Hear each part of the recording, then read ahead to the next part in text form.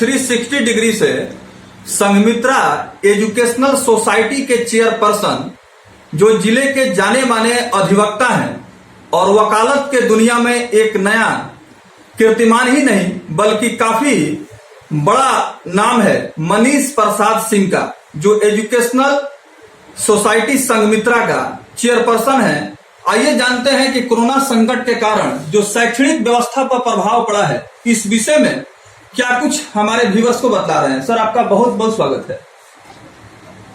मेरा कोरोना काल में यही अनुभव है, विशेष रूप से स्कूल के संबंध में, बच्चों के संबंध में, पेरेंट्स के संबंध में ही इनका सवाल है, इसलिए मैं इस दायरे से बाहर लाना नहीं चाहता। तो इसमें जो है तो कोरोना काल में डिस्टर्बेंस सबको हुई है, पूरे देश को हुई है, लेकिन सबसे अधिक हमारे बच्चों को। ये बच्चे अभी भी हमारे नुकसान ही उठा रहे हैं और पेरेंट्स भी काफ़ी भयभीत हैं अभी भी, आज भी, कि हम बच्चों को स्कूल कैसे भेजें, बच्चे कैसे पढ़ाएं।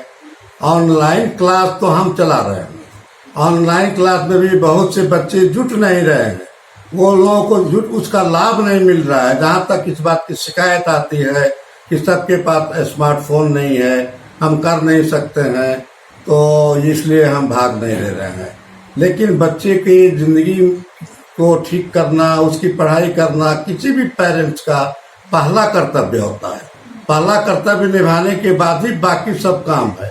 बहुत से ऐसे लोग हैं जो घर बनाते हैं, मकान बनाते हैं, घूमने चले जाते हैं, अगर पूछा जाता है कि फीस नहीं आ रहा है तो वो कहते हैं, ये कोरोना काल की पहले की बात मैं बता रहा हूँ एक सेंटेंस, तो कहते हैं कि मकान बना रहे हैं इसलिए फीस नहीं जमा करते। कहते हैं ये तो अच्छी बात नहीं है, मकान बनाने से ज्यादा जरूरी स्कूल का फीस देना है। तो ये अलग बात हुई।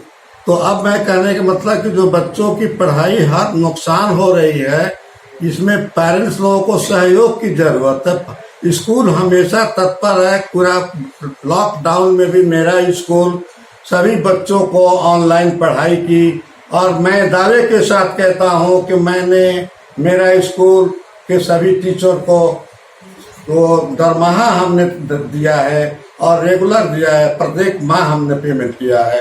और स्कूल के बारे में मैं कुछ कहूँ, उन लोगों को भुगतान मिला नहीं मिला, ये मेरे लिए कहना मुनासिब नहीं होगा, इसलिए मैं उन लोगों के बारे में कहना नहीं चाहता हूँ। ये सार्वजनिक है, कौन देता है कौन नहीं देता है, ये सब बातें छिपने वाली है। तो अब ये रह गया कि हमने तो ये काम किया। आज जो है सो गाइडलाइन के लिए भी स्कूल खुला है, तो गाइडलाइंस का अर्थ क्या है? एक रिहर्सल है, पढ़ाई का ही रिहर्सल है।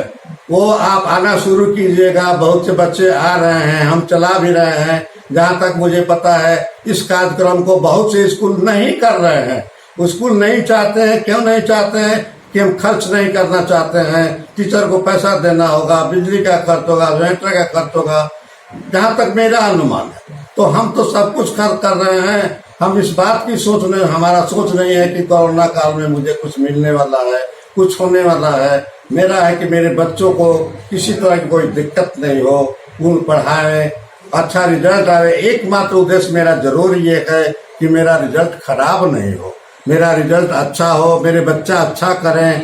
तो ये पढ़ेंगे, आएंगे, देखेंगे, सहयोग करेंगे, तभी जो है सो ये संभव है। तो हम गाइडलाइन के लिए भी स्कूल खोले हुए हैं, सरकार के आदेशानुसार खोले हुए हैं, बिहार सरकार के आदेशानुसार, भारत सरकार के आदेशानुसार।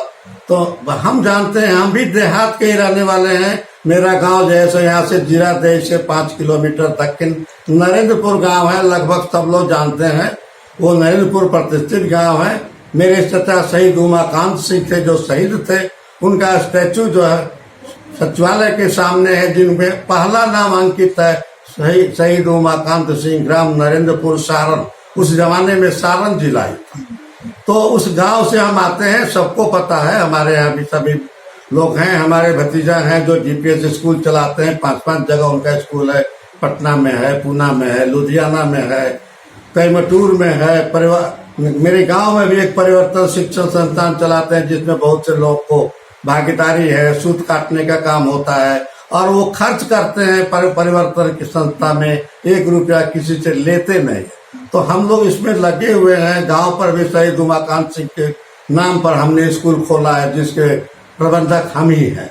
तो इस तरह से हमारे तो हम कहने के मतलब ये बात हमने देहात की लाई इसलिए कि हम देहात में जाते हैं, आते हैं, देखते हैं।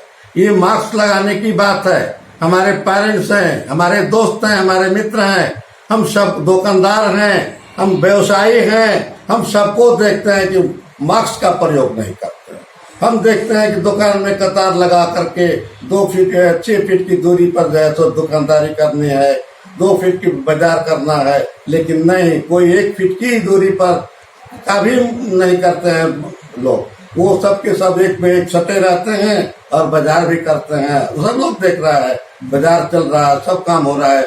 वो पेरेंट्स लोग भी हैं, वो मास्क नहीं लगाते हैं, घूम रहे हैं। देहात में भी हमने देखा है कि 10 आदमी 8 आदमी एक जगह इकट्ठा होकर के एक दूसरे से सट के बात कर रहे हैं, कोई डिस्टेंस नहीं है। तो वो कहीं कोई डिस्टेंस नहीं है। रेलगाड़ी चल रही है, कोई डिस्टेंस नहीं है। बस चल रही है, कोई डिस्टेंस नहीं है। आपका मेट्रो चल रहा है, कोई डिस्टेंस नहीं है। 15 अक्टूबर से सिनेमा हॉल पूरा देश का खुलने जा रहा है, कोई डिस्टेंस नहीं है। तो ये बच्चों का जो हार नुकसान हो रहा है, किसी दुकानदार का तो थोड़ी देर के लिए अगर कोई सामान बिक्री नहीं हुआ तो आर्थिक नुकसान होगा, लेकिन इनका जो है वो जो है सो शैक्षणिक और मानसिक दोनों तरह का नुकसान हो रहा है, जिसका भरपाया होना संभव नहीं है। ये बाद में इसका भरपाया नहीं है, जो चला जाएगा वो रिकवरी उसकी होनी को नहीं है। तो मेरे कहने के मतलब कि जो सभी लोग चल रहे हैं, सभी लोग की ये स्थिति है। बच्चे भी हम देखते हैं कि मैदान में खेल रहे हैं, 25-20 बच्चे खेल रहे हैं, एक साथ खेल रहे हैं, 10 बच्चे एक जगह बैठे हुए हैं, कोई घर में नहीं है। कुछ पेरेंट्स हैं जो चाहते हैं कि हमारे बच्चे जाएं और पढ़ें, और ये भी कहते हैं कि घर पर ये सब एक जगह रहता कहाँ है, अस्थिर कहाँ है, स्कूल में आएगा, जाएगा, रहेगा तो पढ़ेगा भी और स्थिर से भी रहेगा। तो हम सभी ये पेरेंट्स को आग्रह करेंगे, हम इस बात का वादा करते हैं कि किसी तरह की आपको हम दिक्कत नहीं होने देंगे, आपके बच्चों को दिक्कत नहीं होगी। हम आपके जो भी कह रहे हैं, हम जो भी कर रहे हैं, हम यहाँ स्कूल खोलकर बैठे हुए हैं, सिर्फ आपके बच्चे के लिए बैठे, हम अपने लिए नहीं बैठे। मेरे बारे में पूरा जो है सो सब लोग जानते हैं कि मेरा उद्देश्य क्या है, नहीं है। हमको जो है तो किसी तरह की कोई मुझे लायबिलिटी नहीं है, मुझे किसी तरह के पैसे की जरूरत नहीं है। हम अपने लायक हम कमा लेते हैं, खा लेते हैं, गुजर कर रहे हैं। तो मैं यही चाहूंगा कि आप लोग जो है सो अपने बच्चों को स्कूल भेजें, ऑनलाइन जब तक पढ़ाई हो उसको भी देखें, और स्कूल भी आपका संचालित मेरे समझ से ये आ चुका है कि 15 अक्टूबर से ये स्कूल आप खोल सकते हैं। सरकार का आदेश भी आने वाला है, ये भी नियमित रूप से चालू ही हो जाएगा। इस बीच में जो भी चल रहा है, जो पाठ्यक्रम की बातें बताई जाती है, बच्चे के ही ज्ञान की बात बताई जाती है, यहाँ उन लोगों को भेजना चाहिए, समझना चाहिए। और इस कोरोना से डरने से कुछ नहीं होना है, केवल अपना सुरक्षा अपने आप को रखना है, मास्क लगाना है, डिस्टेंस दूर करना है, दूरी बना के रहना है, बाकी कुछ नहीं। ऐसा बहुत से लोगों का वैज्ञानिक का ये आ चुका है कि ये जैसे वैक्सीन से ज्यादा यूजफुल मास्क है। जी, ये थे सिवान जिले के जाने माने वकील सीनियर एडवोकेट मनीष प्रसाद सिंह, जो चेयरपर्सन है संघमित्रा एजुकेशनल सोसाइटी के, और इनके कुशल नेतृत्व मार्गदर्शन में विद्यालय का संचालन होता है। समय समय पर विद्यालय में छात्र छात्राओं को प्रेरित प्रोत्साहित करने के लिए विद्यालय शिक्षा प्रबंधन समिति के सौजन्य से प्रतियोगी परीक्षा, खेल गतिविधियां और साथ ही साथ एक्स्ट्रा करिकुलर एक्टिविटीज के माध्यम से छात्र छात्राओं को साइकोलॉजिकली काफी मजबूत किया जाता है।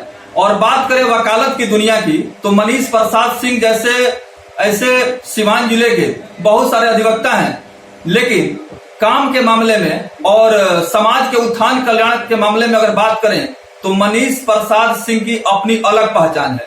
इन्होंने शैक्षणिक संस्थान को स्थापित किया और इसी उद्देश्य से ताकि शिक्षा के क्षेत्र में एक परिवर्तन लाया जाए, और खुद इनके पैतृक गांव में वहां परिवर्तन नाम का एक सेंटर है, जहां पर कौशल ट्रेनिंग और साथ ही साथ लोगों को आत्मनिर्भर और स्वावलंबी बनाने के लिए भरपूर प्रयास होता है और उसका बहुत ही क्षेत्र में नाम ही नहीं है बल्कि कई नए कीर्तिमान भी स्थापित किए गए हैं। किस तरह का सर वहां पर इंस्टीट्यूशन चल रहा है परिवर्तन के नाम से?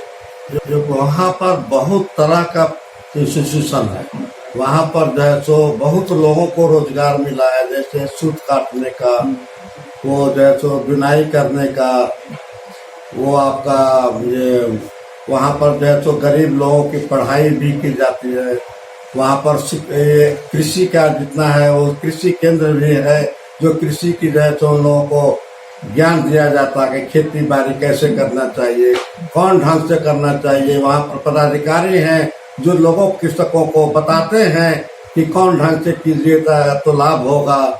और बहुत से टेक्निकल चीजें हैं जो वहाँ पर उसका मार्गदर्शन दिया जाता है लोगों को। लगभग 10 लाख रुपया केवल सैलरी वहाँ पर मंथ दी जाती है लोगों को। और वहाँ तो कई सौ आदमी ये बुनाई के काम में, ये सूत काटने के काम में और अन्य कार्यों में व्यस्त हैं, जिनको जो है तो पैसा मिलता है। देहात से लोग आते हैं, कई सौ आदमी को रोजगार मिला है, सबसे बड़ी बात यही है। और ये जो भी संस्था के संचालक संजीव कुमार जो हमारे अपने भतीजा हैं, उनको केवल समाज की सेवा के अलावे उस संस्था से दूसरा कोई मतलब नहीं। सर हमारे कार्यक्रम में शरीक हुए, आपने बहुत ही बहुमूल्य समय और सुझाव दिया, इसके लिए बहुत बहुत धन्यवाद। बहुत धन्यवाद।